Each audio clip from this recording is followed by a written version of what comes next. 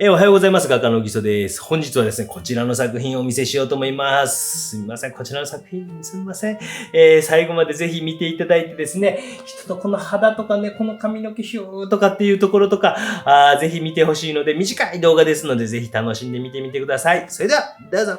それでは解説をしていこうと思います。森の音という作品でございます。P10 号の作品ですね。これも、はじめに、下書きをして、白味という下地に、インプリマトゥーラということで、その白味の吸収を止めて、でそこからこうインパストということで、明るい色を塗っていきました。逆光ですね。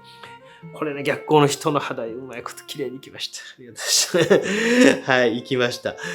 そういったところをですね、描ければなと思って逆光を描きました。もうこれも本当にこのモデルさんが、小木曽先生やったらこの場所どうやって描くのかなとか言って楽しみながら考えといてくださったみたいで楽しかったです。取材自体も非常に楽しかったです。もうね、そういう皆さんもね、もしなんかね、お仕事いただけたら、事前にこういうところあるぞと、こういうね、なんか水のこういうところがあって、小木曽先生といえば水が、みたいな感じで言ってくださったんですね。ありがとうございました。でかなり写真も撮るんで、その人の思い出にもなるのかなというふうに、これグリザー油とか釜油といった方法でございます。で、唇とか描いていきました。なかなか本物見ていただかんとね、伝わらんところはありますけども、グリザー油、釜油というような方法で、唇とかは少しやっぱ赤みがかっていますので、こういったところはもう初めからある程度赤みがからせて、置いていきます。で、口とかね。本当に皆さんの本当身近なところ、東京やとなかなかないですけど、石神井公園ぐらいかな。都庁周りで撮影したら怒られますんで、皆さんね、気をつけてください。そんなもん許しへんわってブチ切れられますんでね、誰か怒られたそうですよ。知りませんけどね。めっちゃ怒られるやんと思ってびっくりしました。こっちもだいぶ下手に行ったんですよ。もちろんね。すみません。ここでスケッチしていいですかって言って。いいって言ってくれたんですよ、若い人は。で、イーゼルって立てていいですかって聞いて、それはちょっとわからないんで、あちらの人に聞いてください。ちょっと白髪の男性。めっちゃ怒られました。ありがとうございました。これ一層目でこれぐらいまで書いていってます。もう、この作業すごい楽しいですね。で、叩き筆というので叩いて、なんのこっちゃねんっていう人は、ライブ配信のどこかで、おじさんが何か、おじさんっていうか、おじさんに似た人が、関西人の王さんが怒られているという。で、まだまだこう一層目で書いていきます。絵の具をですね、こう、微妙にこう、どういうこう筋肉の動きがええかなっていう、こうですね。ほっぺたなんかこういう風になってたら結構皆さん形ソイソイ病って出るんですけどね。ごめんなさいね。失礼な話をすると、高齢の方とかの筋肉の動きとか見ていくと、すごくこうなってて、こうなってて、こう垂れていく。はい。筋肉の動きとかを見たりですね。そしてこれ後ろの水ですね。ここなんかもね、本物見てもらうと結構モデルより絵の具厚いわみたいなのがね、ここの輝きみたいなのをキラキラと描いていくみたいなところとかですね。そういったところをぜひぜひ見てほしいなとは思うんですが、まず結構大まかにじゃんと置いていきます。筆はこれナイロンの筆ですね。どこの会社かよう分かってません。これも、アーティファイって書いてますね。多分、安いナイロンの筆で案外書けるんですね。これ面白いもんですよ。案外僕は油絵とかでこういうナイロンの筆とかを使ったりしてます。どこの会社で言われてもちょっとようわからないんで申し訳ございませんけども、ですね。で、これ手ですね。で、面で捉えていってます。面って難しいでしょ。こういう面があるとか。これが影だったらこっち側からの光なんで、こういう面になるとかね。で、これやったらこういう面になるとか、光の角度によってまた変わってくるでしょ。なんかね、わからんけど、影になってるとか、これやったら明るくなってるとか、こうなったらもっと明るくなるとか、こっちから光来てるから。で、手、まず面で見てあげるんですよ。面。で、そこにちょっと指が曲がってるとかなんか。っていうね、手とかって皆さん見てると、ね、指がピャッみたいな、パッ、こんな感じで書いてます。で、ちゃんと折れてると、特にこっちだったら折れてると。ね、わかります難しいですね。で、これ後ろのところなんか面側筆の毛先に絵の具をつけて少しインパストといってちょっと絵の具を厚く乗せていったりとかしていっております。ちょっと乗せていっておりますね。こういうところも水しぶきみたいなのを書いていくと。そして、まだこれ1層目なんですよ。結構粘るでしょ。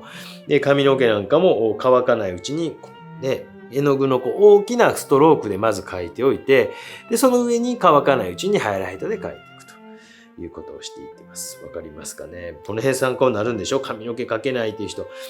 僕、ほんと何度も言ってますけどね、滑る状態作っとくんですよ。滑る状態。絵の具がね。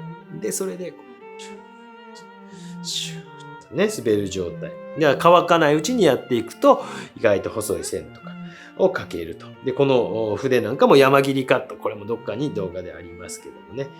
僕はこう、質問をどんどんね、古典とかするといろんな質問を受けるんですよ。で、ほんと今なくなりました。ただ、やっぱ、最近見られた方とかっていう方は、やっぱりこう、質問が多くなって、結局、いたちごっこになっているんやなっていうことに気づいたという。まあでも、古典会場ではめちゃくちゃ減ったから、その辺はいいかなと思うんですけどね。で、これ油絵の具で少しこうね、赤み。これ2層目入ってるのかな？あれ、ちゃんと見てなかった。2層目入ってたかな？ごめんなさいね。もしかして2層目に入っていたかもしれないですね。どっちよ。2層目入ってます。すみません。2層目に入ってます。今拭き取ったとこ見ると、顎の下のところのラインのところをどこで入ったんやろね。拭き取って、ここのところに青っぽい、初めのね、1層目のあれが。で、ちょっと赤みがからせていってます。さあ、この逆光の中の色難しいとこですよね。逆光の中の色の非常に難しいとこかなと思います。筆跡みたいなのも多少残しつつですね、ものすごいつるっと描くっていうこともやれんことはないと思うんですけども、そこまでの、僕はどっちかというと絵の具とかで多少遊びたくなっている人なんで、絵の具の遊びみたいなのも活用を活かしながら描いていっております。で、こういうところの絵の具のね、ところとかっていうのどれくらいまで明るくしても逆光に見えるかなっていう、せめぎ合いが面白い。せめぎ合いね。せめぎ合いをしていっておるわけでございます。この辺ですね。どれくらいかな。結構大体塗ってますよ。で、下の絵の具白黒で描いたやつがやっぱ、完全に乾いてるような段階でやっていかなあかんですよ。で、ここのところでもうね、風乾いてるからちょっとあかんかったら拭き取ると。で、皆さんも本当に、まずは初めの頃ってそうやって拭き取ったりとかして、なんか行ったり来たりしてみてください。私はやっぱりもうある程度ね、もう経験値あるから的確になっていると。よく仕事早いって言われるんですけど、違うんですよ。的確なんですよ。一手一手がもう的確なだけなんですよ。もうこれね、本当に。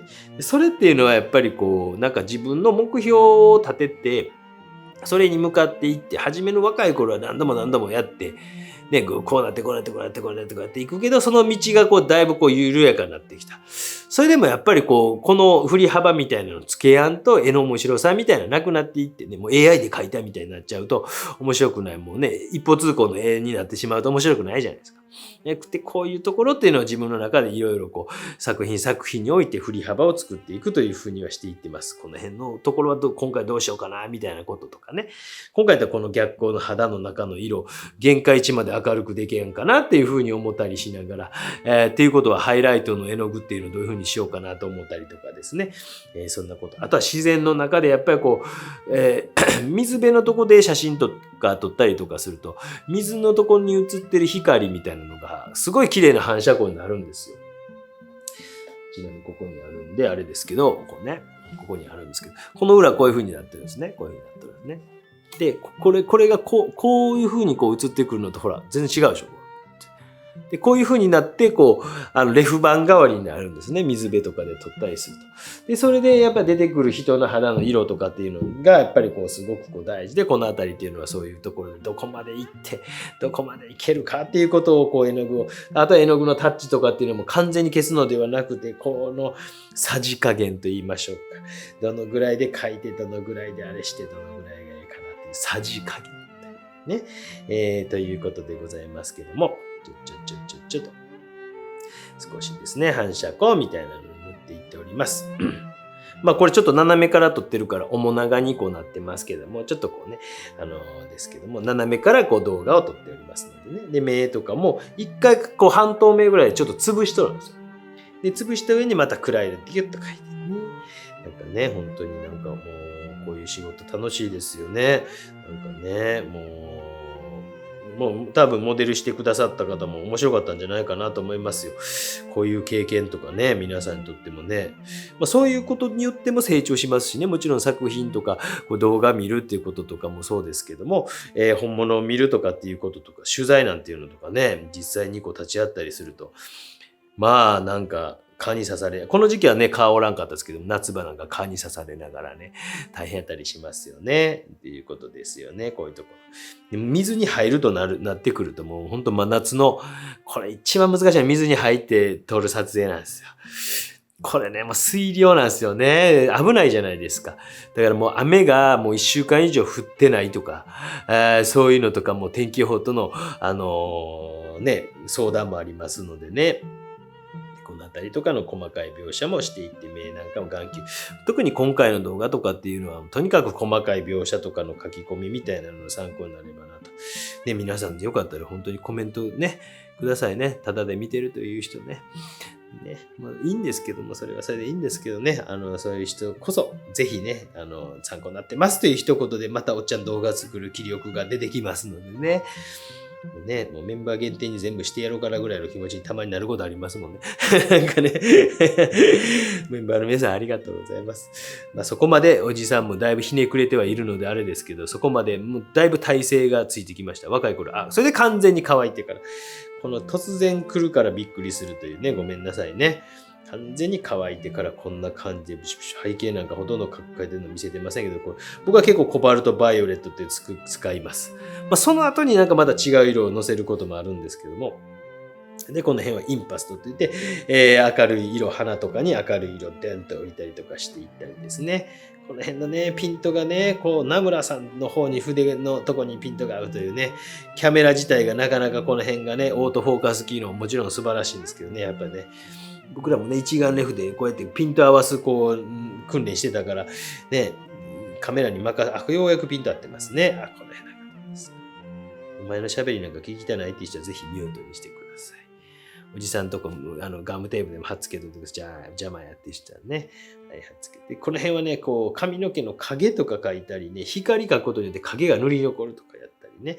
この辺ちょっと若干網がかってる色みたいなの見えたら、ちょっとコバルトグリーンみたいな色とかを使ってるんですね。微妙な色を、置いていっております。で、ハッチングというほどではなく、ちょっと絵の具を、下の絵の具を塗り残っているところを見せながら、赤系と青系で、ちょっと反対色みたいな模様、筆色分割法と呼ばれる、何それって感じですね。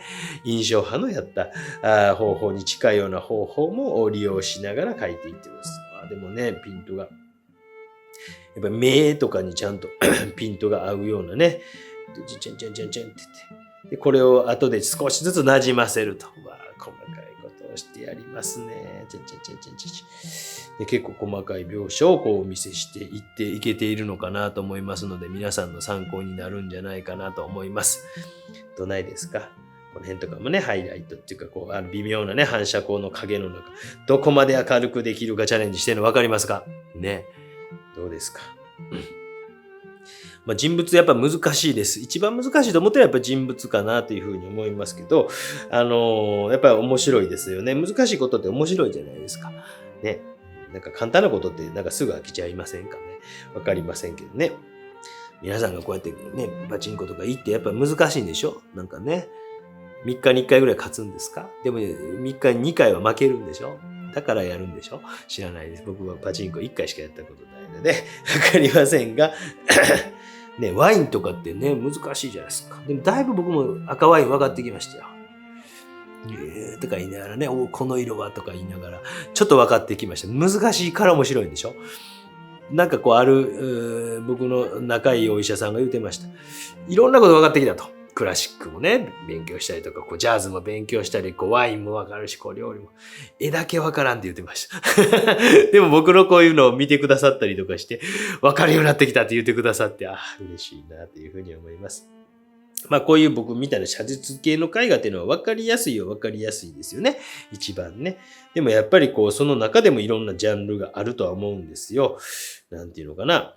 ね、赤ワインという括りの中でもボルドーがあったりね、チリ産ワインがあったりいろいろするんでしょ。イタリアのワイン。僕イタリアのワインが好きですけど。まあその中でもいろいろあると思うんですよ。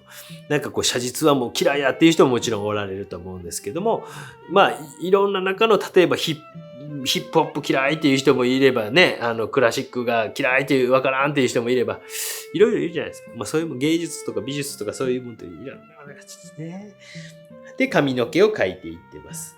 だから好き嫌いが絶対分かれるジャンルではあると思うんです。ね、こうジューッと。ペヤングソース焼きそばって僕食べたことないんですけど、美味しいんでしょ？ UFO はね、ずっとよく食べてましたけど、一回挑戦してみやんといかんですよね。同じようなこうカップ麺の焼きそばの何の話をしとんねんって。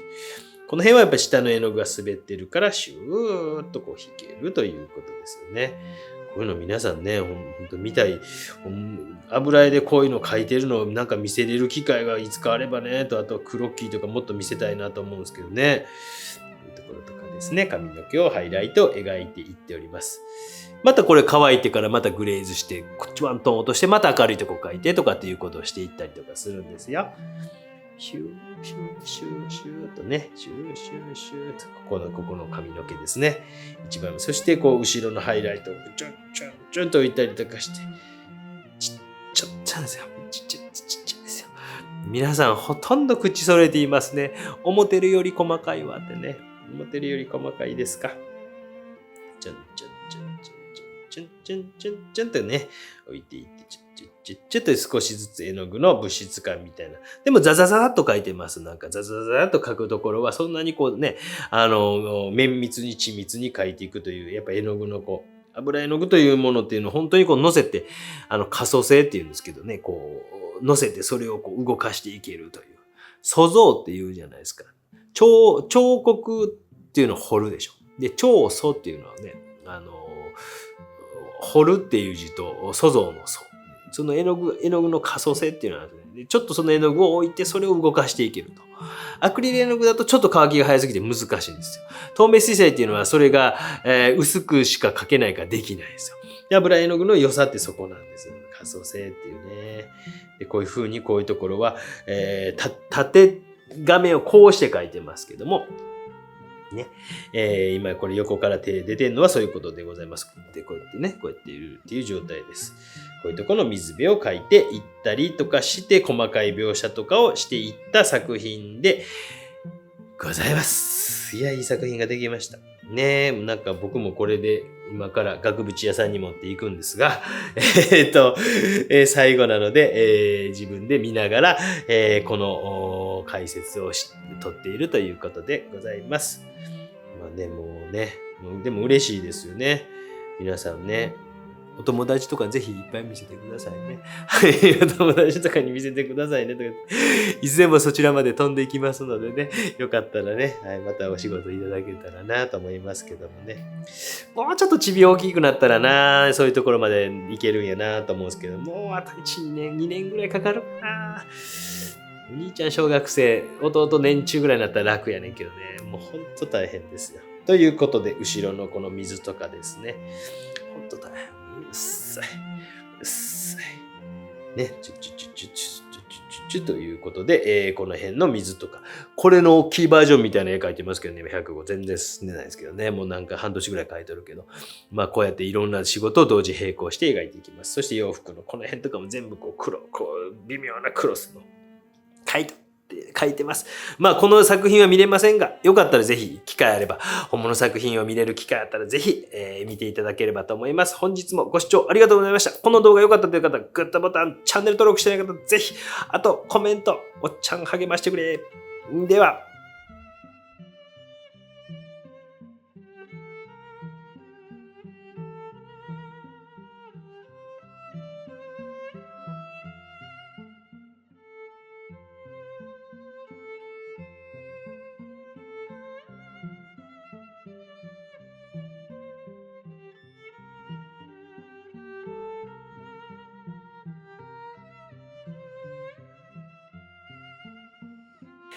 ご視聴ありがとうございました。どうだったでしょうかね。こちらの作品ですね、今日郵送発送してしまいますのでね、私もお別れということで素敵な作品に仕上がったかなというふうに思います。細かい描写、ディティールなんかもね、皆さん参考になるんじゃないかなと思います。かけますって大丈夫大丈夫。かけます詐欺ということで、皆さんも頑張って挑戦してみてください。本日の動画良かったという方、ぜひチャンネル登録してない方も、ぜひグッドボタン、チャンネル登録よろしくお願いいたします。それではまた。チャンネル登録チャンネル登録よろしくお願いします。じゃあお願いします。